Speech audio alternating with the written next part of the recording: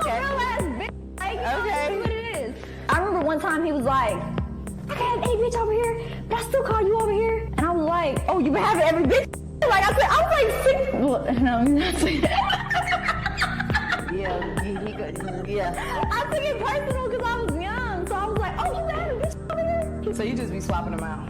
Yeah. But I ain't told my baby yet. It's been 2 years. That's not a long time. Somebody swapping them out. This is around the time you start swapping, about the 2-year mark. No, I swap after like a month. I be tired. How long did you around for? 4 years. That's a long ass time. That was your man. You ex. I got with somebody else and then left them for him. For a little situationship. Bhad Bhabie almost dropped a bombshell on stream. And now the internet is losing its mind over what she nearly said about Chief Keef. Once again, Bhad Bhabie is smack in the middle of the drama. This time, it all started when she popped up on Ari Fletcher's show Dinner with Dom and started talking about her old fling with rapper Chief Keef. Not too long ago, I made a video about Danielle opening up about some of the heavy stuff she's been through, including serious trauma, and now another old clip is making the rounds again. Honestly, the more you see, the more you realize she's really been through it. In this new resurfaced clip, Danielle kept it real about what she called a casual thing with Chief Keef, also known as Sosa. She described it like a friends with benefits type of deal.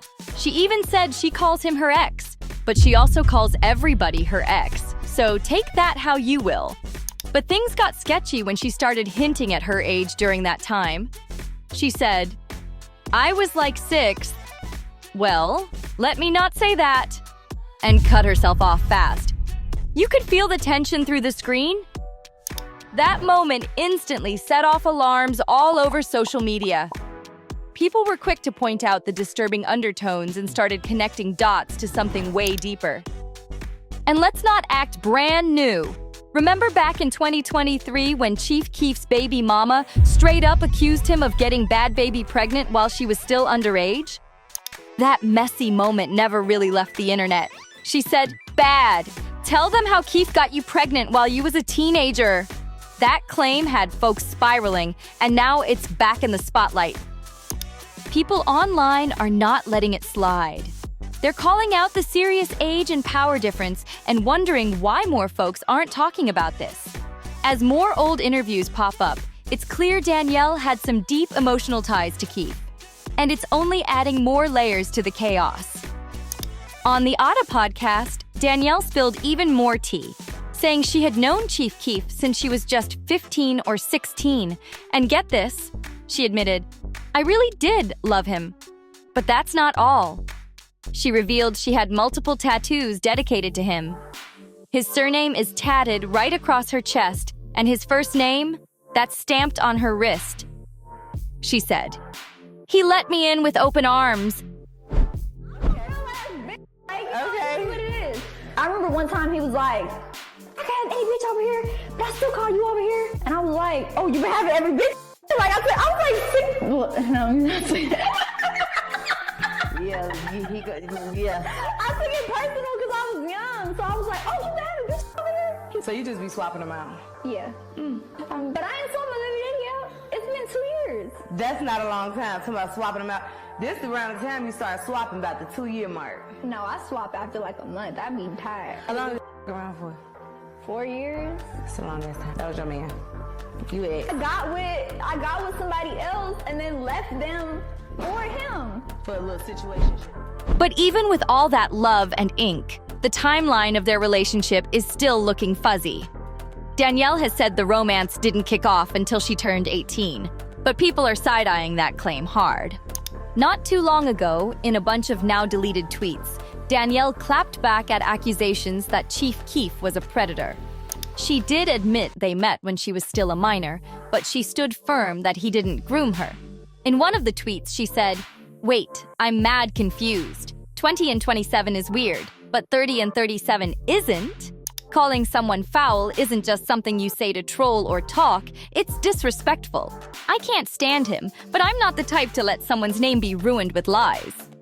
I heard you have like all your exes tattooed somewhere. So I have one guy that managed to make it 6 times, or five or six. So I have Chief Keef's birthday, his last name, his name, his nickname, and his, like, I have CK on my ankles, then I have his last name right here, and then I just covered his birthday up here, and then I have So on my ear, and then I have Keef on my wrist. Oh, damn. Why'd you cover his birthday? Because I'm sick of his shit. Okay, but you're keeping the other one. No, I'm getting them removed. Okay. I am just, like, tired of being delusional. I'm so over it. Like, I just remember, like, my best friend Salon, like, told me, like, she was like, you know what? She's watched everything. All the hard times. She's been there through all of it. And she just, every time she says, you're not going to listen to me. But one day you're going to wake up and you're going to be like, fuck this. And that's the point I got to. Like, it's been a long run, but... How long were you guys together? I wouldn't technically say we were together, but I would say we were pretty close. But it was like, I don't know, I've known him for a minute. I don't know, I would just say it was like, just some weird ass... Not weird like as in, like, weird, but like just some fucking shit I should have never got myself into. Like a situationship? I feel like I'm kind of wrong in a way because I just kind of walked out with no rhyme or reason and just one day just like, oh hey, what are you doing? I'm finna come to LA and stay with you for a couple days. And I will say he let me in. She made it clear she's gonna speak the truth no matter what, saying, just cause he knew me before I was 18 doesn't mean it was like that. Y'all wouldn't understand how we were. And that don't mean he groomed me either. This ain't the first time Danielle's aired out drama about her old relationships. In one Raw live stream, she confessed she was the one who cheated first, and that led to a dark turn.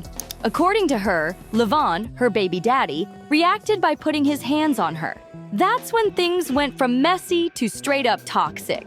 Things kept spiraling when fans started digging up even more receipts on Danielle's past. And this time, they found an old Instagram live where she broke down crying while talking about her situation with Chief Keef. She didn't name names directly, but the pain in her voice was obvious. She said she felt used, betrayed, and like she didn't know who to trust anymore. And people were quick to connect the dots back to Sosa. In the live, she hinted at being manipulated and said, I gave so much of myself to somebody who didn't even care. That line hit hard, and fans instantly assumed she was talking about Keef. With everything else she shared, it just made the story even more disturbing. Some folks online came to her defense, saying she was just a young girl caught up in a messed up world with older men who knew better. Others weren't so forgiving and accused her of flip-flopping, saying one thing one day and switching up the next. But no matter what side people were on, everyone was watching. Meanwhile, Chief Keef has stayed quiet. Not a single word, no denial, no statement, nothing. That silence, it's got people talking even more. 'Cause when the pressure's on and you say nothing, that just makes it look worse. And while Danielle keeps saying it wasn't anything illegal, fans can't help but raise eyebrows. The tattoos, the emotional confessions, the shady timeline. It's all just too wild to ignore. People want answers, but all they're getting is silence and more questions. And let's be real. This story's nowhere near over. As all this drama exploded, the internet started revisiting Danielle's entire history. And honestly, it's been nonstop chaos.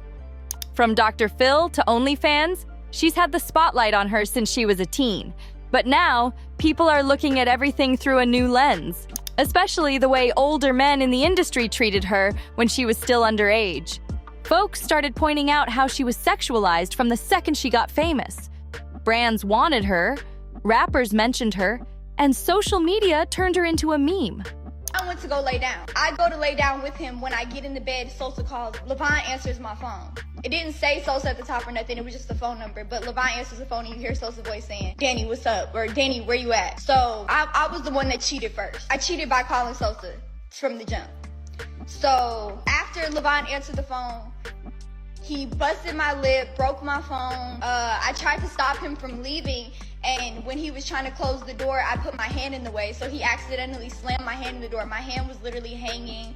My teeth were loose. It was just a whole big thing. So I'm trying to wake E up and I'm telling E, take me to the hospital. Meanwhile, the phone never hung up. So Sosa heard all this shit going on, right? E's drunk as fuck. He's like, Danny, go lay down. And I'm like, bro, okay. So I call Sosa and I'm like, bro, I need to see a doctor. Like, I need to go to the hospital. So he comes and picks me up. He calls like the house. We use the same house call doctor. So he calls the doctor for me. The doctor comes, looks at my wrist, makes sure my teeth aren't gonna fall out, gave me some medicine, and I go to sleep. I stayed at Sosa's house that night. This was all at like 5, 6 o'clock in the morning. So I took 2 Xanax, went to sleep, and didn't wake up till 4 or 5 o'clock. I call E's phone when I wake up, which E's Levon's best friend. And when he called me, it was on FaceTime, and like Sosa got a whole bunch of shit above his bed, like the glow gang shit or whatever. So E seen that and was like, oh my God, Danny, are you dead ass right now? And I was just like, I fucked up bad. Like and then Sosa dropped me off back home a couple minutes later. And when I got there, Levon was boxing his stuff up in boxes. I was crying on the floor, screaming like, please don't leave me, our family, please don't leave me. He ends up going to stay at a hotel for But barely anyone stopped to ask if she was okay. Now that she's speaking out, people are finally starting to piece it together. And it's not a good look for the industry. One fan wrote, she was just a kid and grown men were obsessed with her. Now look where it's gotten her. That comment went viral and sparked a huge conversation about how fame at a young age can seriously mess people up. But Danielle's not staying quiet. She's been going on lives, clapping back at hate, and dropping hints that more is coming. She's teased doing a full tell-all one day. And if that ever happens, best believe it's gonna shake the internet. People are saying that the story isn't just about her and Chief Keef. It's about the whole system that let this stuff slide. And now that she's older and finally finding her voice, she's calling it all out, loud and clear. With each new clip and comment, more layers get exposed. And it feels like this whole situation is way deeper than anybody expected. And trust, the internet is watching every single move. Even with all the controversy swirling, Danielle hasn't held back, and she's still throwing shade when she feels like it. In one recent live stream, she low-key called out other female rappers, saying they use fake trauma for attention. And fans instantly thought she was talking about people like Lotto and Sukihana. The comments blew up fast, and suddenly she had another internet fire on her hands. She said, "It's crazy how some girls will lie on their life just to sell a song. That ain't real, that's clout chasing." Boom! People lost it.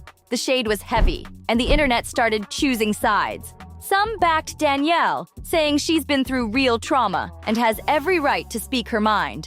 Others accused her of being bitter and jealous. But Danielle wasn't done. She clapped back again, saying folks only come for her because she's easy to target. "I'm always the one they want to blame. But when I speak facts, now I'm the villain?" she said during another live. All of this is happening while Chief Keef remains completely silent. Not a word about the drama, the accusations, or the past. His fans are defending him hard, saying Danielle's just bringing up old stuff for attention, but her fans are calling for accountability. It's like a war in the comments. And the more Danielle speaks, the more people are starting to believe her. She's not crying or begging for sympathy, she's just laying it all out. Her tone's changed too. She's not the same girl from the Dr. Phil days. Now she's raw, unfiltered, and clearly tired of being misunderstood. As everything continues to blow up, people are starting to question the people around Danielle too, especially her team. Like, where were the adults when all this was happening? How was she in these situations, around grown men, while still a teenager, and no one stepped in? Fans are pointing fingers at her old management, producers, and even her mom. Some say she was exploited for fame, pushed into the spotlight way too young, and never given a real chance to grow up normally. And now that she's older, she's the one left cleaning up the mess. In one post, a fan wrote, "Y'all judged her for how she acted, but never questioned who put her in those rooms." That comment hit deep.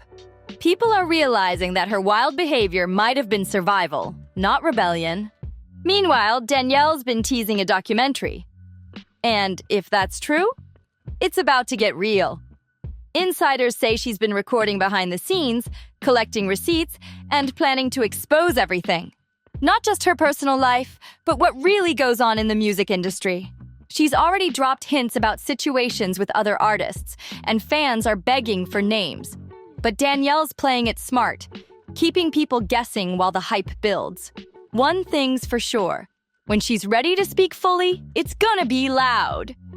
This whole thing is no longer just about one rapper. It's exposing an entire system. And the more Danielle shares, the more clear it becomes. The girl who once went viral for yelling at Dr. Phil might be the one to finally blow the lid off a whole industry. While Danielle's been peeling back layers of her past, some celebs have started chiming in. And not all of them are showing support. A few rappers and influencers threw slick shots at her online, calling her messy and attention-seeking. But what they didn't expect? Danielle clapped back hard. In a now viral IG story, she said, "I ain't never had to lie for views. Y'all just mad I'm telling the truth, and y'all don't want it out." She even hinted that some of the people criticizing her were part of the problem, saying they used to be real friendly with her behind closed doors, but now act brand new in public. That set off another wave of drama, with fans trying to guess who she was talking about. The speculation went wild. People were throwing out names, pulling up old photos, and comparing timelines. Twitter and TikTok were in full detective mode. At the same time, some fans started defending Danielle more aggressively, saying that people only come for her because she's one of the few that actually talks. One user wrote, "Danielle been through stuff most grown folks couldn't handle. Let her speak." That comment sparked thousands of likes, and it's clear more people are starting to see her side. Still, the hate hasn't stopped. Every time she opens her mouth, there's a new wave of critics waiting to drag her. But instead of backing down, Danielle's been pushing harder, making it clear that if folks keep talking, she's got receipts for everything. With all eyes on Danielle, brands and media outlets have started getting nervous. Some companies that once partnered with her have gone silent. No more reposts, no new collabs, no public support. It's like they're trying to quietly distance themselves without getting caught in the mess. But fans noticed quick. People started tagging brands on her posts, asking why they suddenly ghosted her after making money off her name. One user even wrote, "So y'all were cool when she was trending, but now that she's talking real life, you disappear?" It exposed the fake loyalty in the industry, and people are calling it out. Meanwhile, Danielle hasn't said much about the business side, but she's made it clear she sees what's happening. She posted a cryptic message that said, "When the truth starts making people uncomfortable, they switch up real quick." Fans took that as a shot at both brands and old friends. At the same time, there's been talk of her possibly going independent, cutting out the middlemen and controlling her own narrative. That move could be risky, but if anyone can shake the game by doing it her way, it's definitely her. The bigger picture here? Danielle's not just telling her story. She's showing how the whole system flips on you once you stop being a puppet. From rap labels to online influencers, everyone wants the drama but not the truth. And as her fan base keeps growing stronger, the industry's fake support is getting exposed left and right. Danielle might be walking through fire, but she's dragging all the lies out with her. Now here's where things take an even crazier turn, because rumors are flying that Danielle's about to take legal action. That's right. Word on the street is that her team's been talking to lawyers, not just about defamation, but possibly about past situations that crossed the line. Whispers started after a close source claimed Danielle's been quietly gathering evidence for months. Messages, photos, timestamps, all of it. And with everything coming out now, people think she's finally getting ready to fight back for real. Not just in the court of public opinion, but in court. If that's true, it could open the door to even more names being exposed.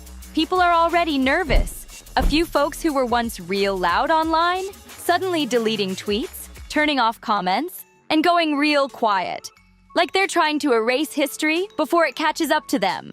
One post went viral saying, "When you see grown men backpedaling like that, you know she's sitting on something heavy."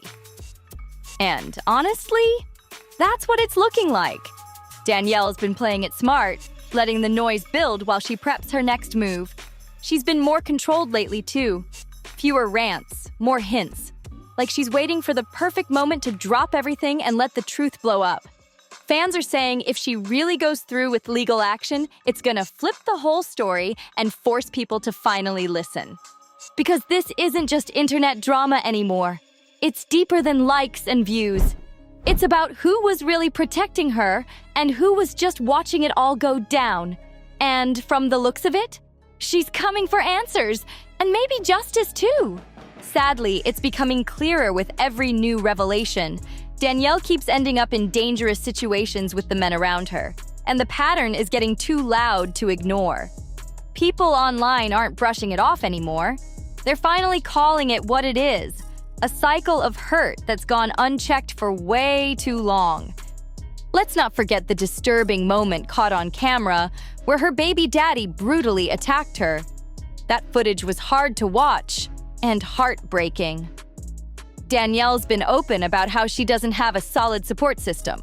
Not from friends, not from industry people, not even from her own mom. It's like she's been out here surviving on her own, trying to heal in the middle of constant chaos. She spoke on the situation where she got beat up, saying she should have never gotten herself into that mess, admitting regret, but still trying to avoid directly blaming Chief Keef, possibly to spare Levon's pride. She said, "Y'all keep trolling, arguing with me while I'm trying to heal. Y'all really making jokes while I'm recovering." And then she dropped something that hit everyone like a brick. She said, "He's not the only one who's put his hands on me. I've only taken 3 men seriously in my life, and every one of them hit me. Maybe I'm the problem?" Hearing that, it's devastating. No woman should ever feel like she's to blame for being hurt. The fact that she said her ex did this back in September 2022 shows this pain is recent and still raw. She's still carrying it. So, what do you think about all of this? I want to hear your thoughts. Drop them in the comments. Let's keep this conversation going. And as always, don't forget to like, share, and subscribe for more updates. I love y'all. See you in the next one.